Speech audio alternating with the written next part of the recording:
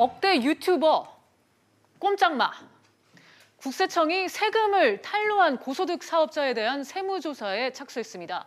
연예인, 프로운동 선수, 병의원, 부동산 컨설팅 업체 등이 주 타겟인데 이 억대 수입으로 알려진 유명 유튜버도 포함된 것으로 알려졌습니다. 변호사님, 이 국세청이 대대적인 세무조사에 들어간 배경은 뭘까요?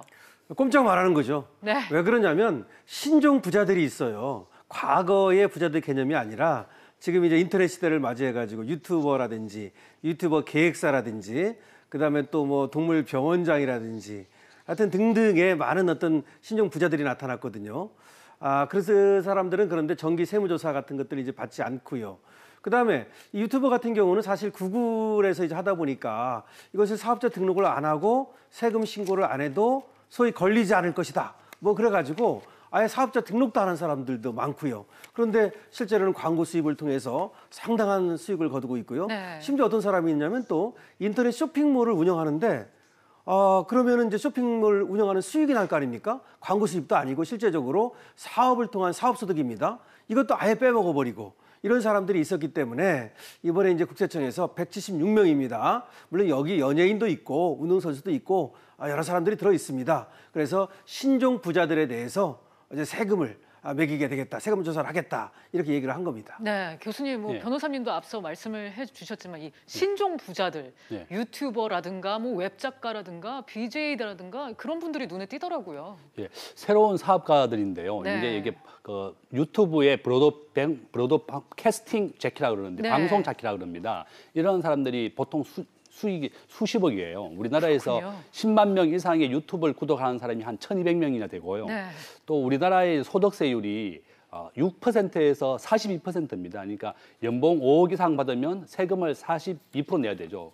저도 참 받고 싶은 저 내고 싶어요. 42%씩 내고 싶은데 좀 불가능하고. 네. 우리나라에서 이제 프랑스에서는 최고 75%, 과거 2차 세계대전 때는 미국에서는 90%까지 세금을 받았어요. 네. 근데 우리나라도 이제 세율이 좀 올라서 지금 42%를 부과하고 있는데 그 BJ라고 하는 게 우리나라에서 저도 이제 유튜브에 방송을 제가 좀 올리고 있는데 그 구독자가 그러세요? 많지는 않아요. 그런데 네. 이제 이렇게 10만 명 이상의 구독자가 따르게 되면 이 사람들에게 광고비가 엄청나게 들어옵니다. 그래서 수십억 원의 광고가 들어오는데 이게 또 달러로 들어오기 때문에 또 그 방송 자키들이 이걸 좀 탈루하더라도 세무서에서 추정을 못할 것이다 이렇게 해서 탈루를 많이 한 겁니다. 그래서 새로운 그 신종 사업이 유튜브를 통해서 창출되고 있고 1인 차음가들이 굉장히 많이 나오고 있습니다. 지금. 네, 요즘 뭐 초등학생이 되고 싶은 직업 1위가 맞습니다. 뭐 유튜버라고 하니까 그만큼 호황을 누리고 있다는 얘기겠죠.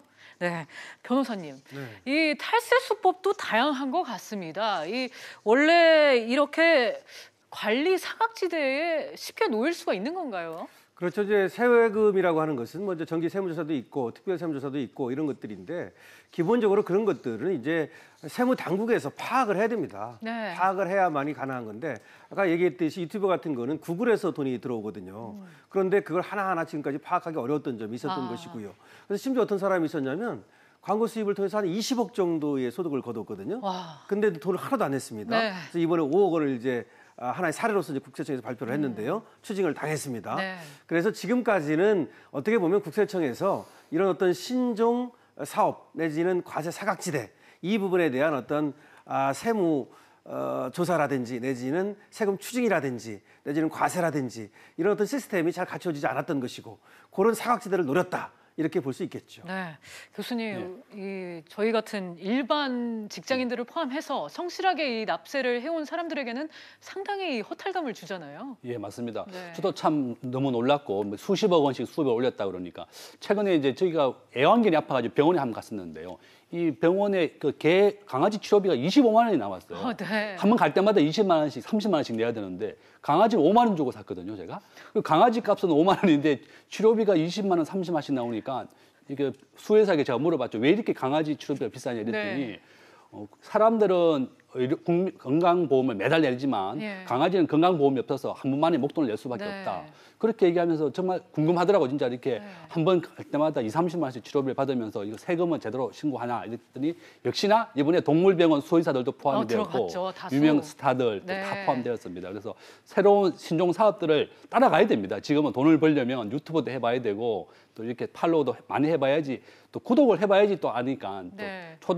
보통 우리 유튜브의 구독률이 88%라거든요. 카카오톡이 한 60%인데 유튜브를 초등학생이 가장 많이 봅니다. 그래서 초등학생, 중학생, 고등학생 순으로 또 늘어나고 있고 또 60대도 유튜브를 굉장히 구독을 많이 하고 있고 또 창업도 많이 하고 있어요. 그래서 그 10만 명 구독자가 1,200명에 늘는다고 하니까 이 방송 시청자분들 유튜브를 진짜 한번 연구하셔야 되겠다. 새로운 사업을 네. 말씀드리겠습니다. 네, 국세청이 요거는 이제 본격적으로 조사에 들어간다고 하니까 공정한 소득세 추징 기대해 보도록 하겠습니다. 그럼 마지막 이슈로 넘어갑니다.